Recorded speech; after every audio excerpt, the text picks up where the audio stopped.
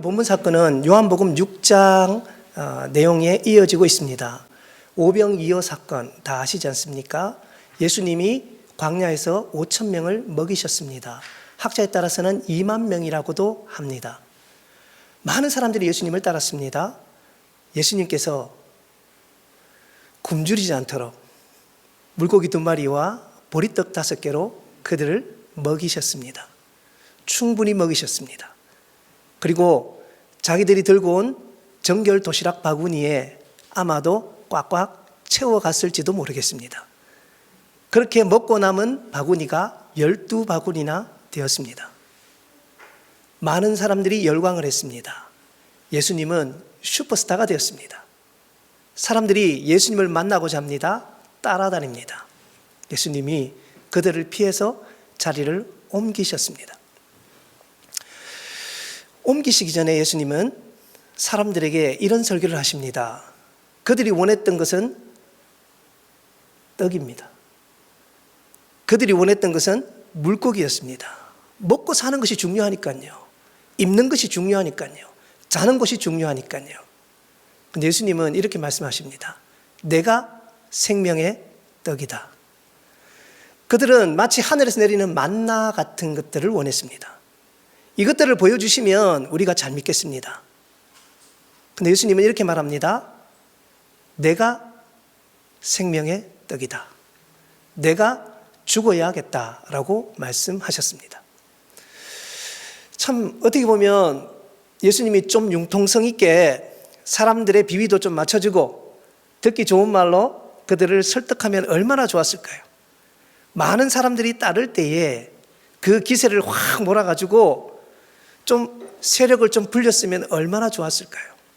그런데 예수님은 그렇게 하지 않습니다. 철저하게 하나님의 말씀에 순종하고 하나님께서 원하시는 길을 끝까지 묵묵하게 걸어가고 계십니다. 그랬더니 오늘 본문 같은 사건이 벌어집니다. 사람들이 하나둘씩 떠나가기 시작했습니다. 내가 원했던 메시아가 아니었습니다.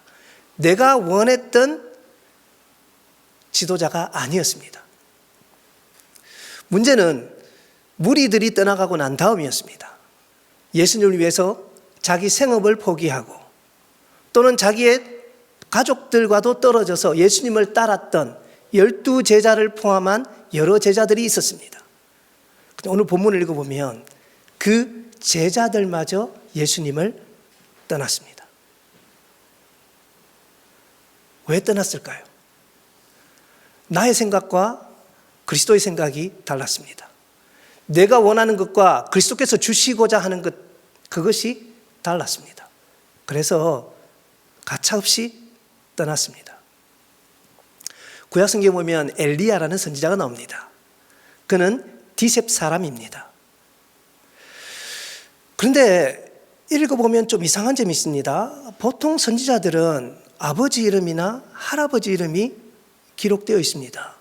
왜냐하면 그들은 그 족보를 굉장히 중요시 여기기 때문입니다. 엘리야는 없습니다. 그냥 디셉 사람이라고만 기록이 되어 있습니다. 아마 볼품없는 사람일지도 모르겠습니다.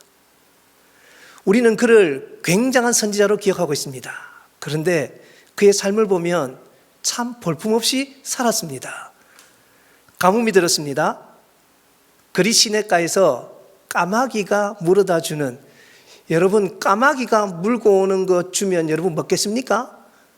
비둘기가 물고 오는 음식을 여러분에게 주면 먹겠습니까? 아마 지금 같으면 병 걸린다고 먹지 않을 겁니다.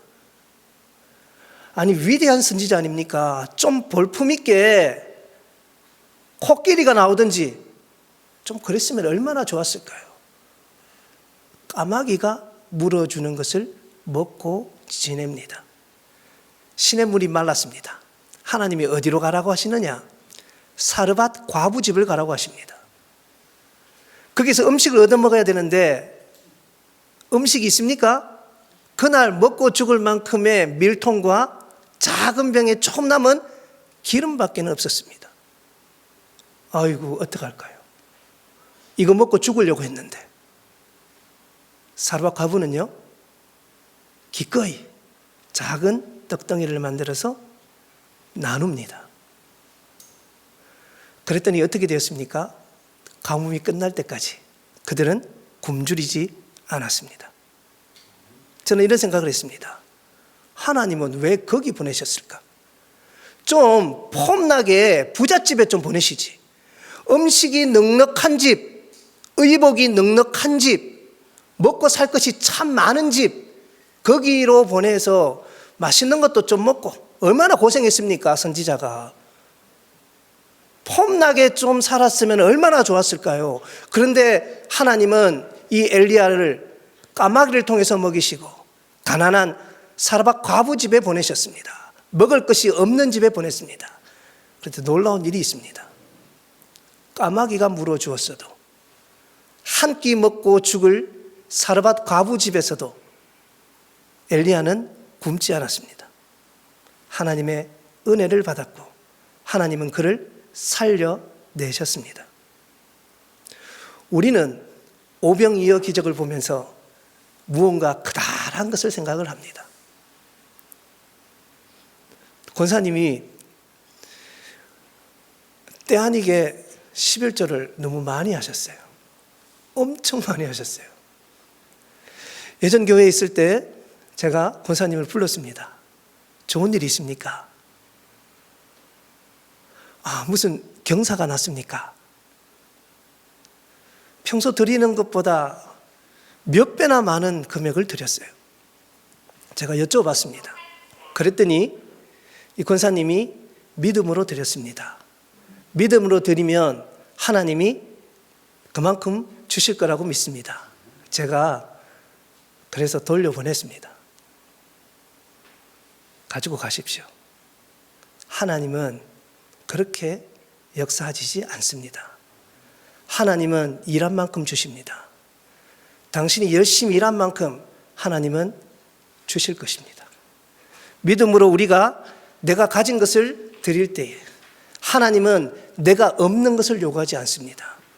내가 가진 것을 기꺼이 하나님께 드릴 때에 하나님은 우리를 살리시고 우리 가운데 역사할 겁니다. 생각해 보십시오.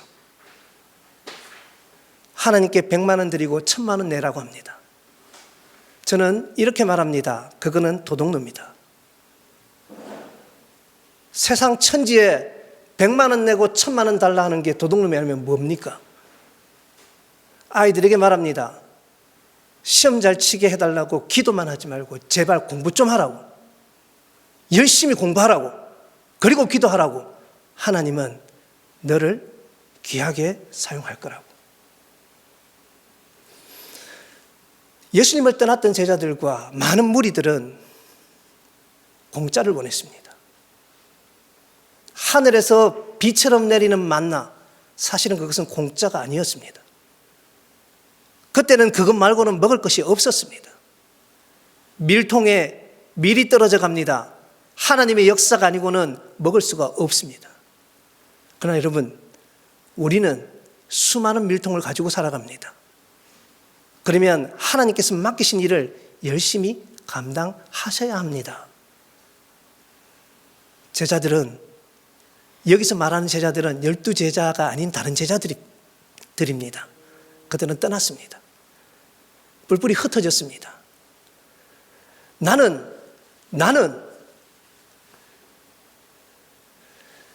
떨어지는 것을 원했는데 예수님은 당신이 떡이라고 합니다. 믿고 열심히 견디고 열심히 믿음으로 살아가라고 말씀하십니다.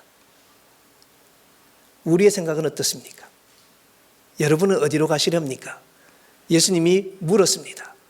그러자 제자 중에 대표였던 베드로가 이렇게 대답합니다.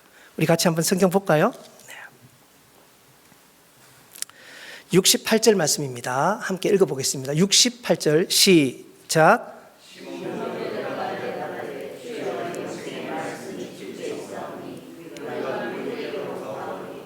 아멘. 저는 이 말씀이 너무너무 감동이 됩니다. 다 갔습니다. 그런데 12제자가 남았습니다. 그들 중에 대표였던 베드로가 우리는, 전체의 생각입니다. 우리는 안 갑니다. 안 갑니다. 우리 성경에는 이렇게 번역이 되어 있습니다. 우리가 누구에게로 가오리까? 근데 이거를요, 좀 쉽게 번역하면 이렇게 됩니다. 갈 데가 없습니다. 갈 데가 없습니다. 주님 말고는 갈 데가 없습니다. 우리는 많은 선택지를 둡니다. 밥 먹을 때마다 고민을 합니다. 여러분, 옛날에는 이런 고민할 필요도 없었습니다. 먹을 것이 어디 있습니까? 주면 감사했지요. 맛있게 먹었지요. 그런데 요즘은요, 먹을 것이 늘렸어요. 그래서 어떤 생각 때문에 스트레스를 받느냐? 오늘 저녁 뭐 먹지? 어떤 식당을 가지? 그렇게 살아요. 예수님을 그렇게 믿으시면 안 됩니다. 우리가 갈 곳은 주님밖에 없어야 됩니다. 세상 먹을 것이 많고 저기도 나를 살리고 여기도 내가 좋고 그러면요, 우리는 갈 곳이 너무 많습니다. 참 웃기게도 예수님을 떠나는 건 참 쉽더라고요. 잠깐 돌아서면 다른 길로 가 있는 모습을 보게 됩니다. 여러분은 어디로 가시렵니까? 베드로가 또 이렇게 말합니다.